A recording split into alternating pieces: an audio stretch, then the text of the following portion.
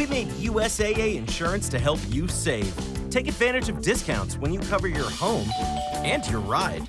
Discover how we're helping members save at USAA.com/bundle.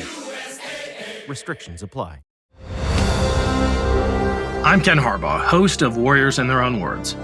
In this preview, we'll be sharing a clip from tomorrow's interview with Specialist 5th Class Clarence Sasser. If you'd like to see more previews like this, please let us know at kharbaugh@evergreenpodcasts.com. We went in to an area on helicopter slicks, we call them. Bring back a little memories, some of them good, some of them bad. But we went into this area on helicopters, the entire company did.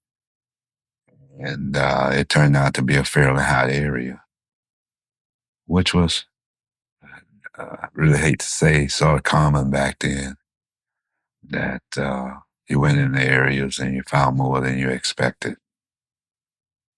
But it was sort of interesting because we were not scheduled for any action. We were a backup company on that mission. And we were just to take it easy until, or if and when, another company, someone got into trouble and needed some reinforcement, some backup, or somebody to pull them out, the term we used back then. And we were just cooling it.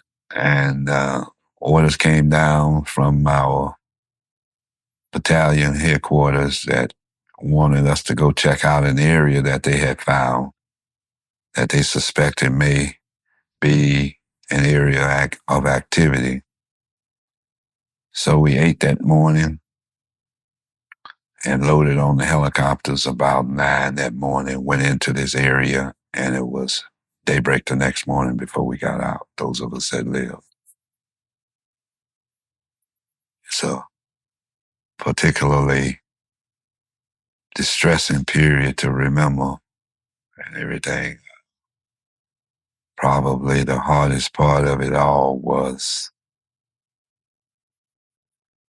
spending the night with my friends and just listening to them call big for help when you couldn't do anything. You knew some of them were dying. You knew they were dying. You knew you'd never see them, some of them again. As for myself, I had been injured fairly severely, but I guess being the medic, I knew that my injuries were not life-threatening. So, other than the pain and the trauma and the fright, it was something. It really was. But hell, I got through it. The whole thing was scary. But after a while, even that becomes second nature. That's what I find one of the most marvelous things about the human psyche is it gets used to things. No matter how bad it is, it can get used to it. And it will get used to it if it's given enough time. The scariest moments,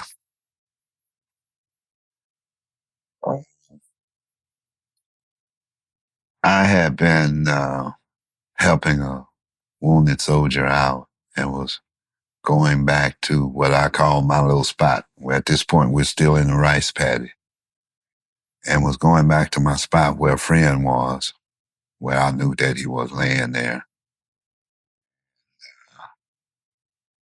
I didn't dare stand up because obvious reasons. Stand up, a sniper can find me.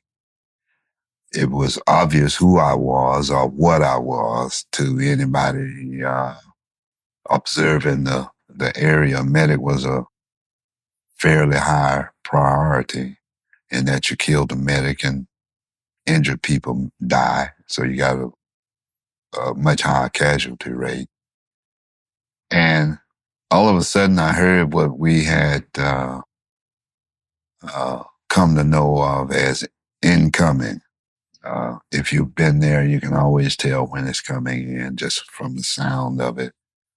I heard it.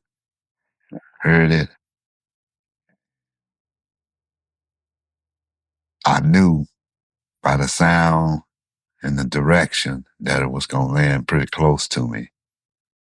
The question is, what do you do? Do you freeze and stay, or do you try to get away? But again, you have only a few senses to try to figure out what's going to happen, where it's going to go, and all of that. But I knew this one was coming fairly close to me.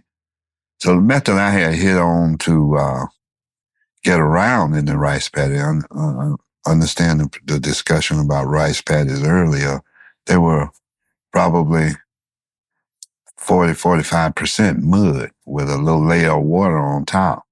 The mud in this rice paddy was at least thigh deep with water up to the waist. And it made moving extremely difficult. So I had hit on the method of I could grab a handful of rice and just pull myself sliding over the water, over the mud in the water. And I could move around quicker that way. Plus I was down and was out of line of sight, in other words. So I heard this coming in and oh Lord, it's going to be close. So I started moving and everything and got to and understand when I say the distance, we're not talking over 10 or 12 feet. And got to a intersection of two dikes that formed a cross. And just as I was rolling up and was going to put my back out because I knew it was going to fall, they came down and hit right where I was when I realized that when I initially heard it. That to me probably was the scariest moment of knowing that if I didn't do something, it was going to get me. It still sprayed me with shrapnel and all of that, but again, not life-threatening. That was Specialist 5th Class Clarence Sasser. Make sure to catch our full interview with Sasser when it releases tomorrow.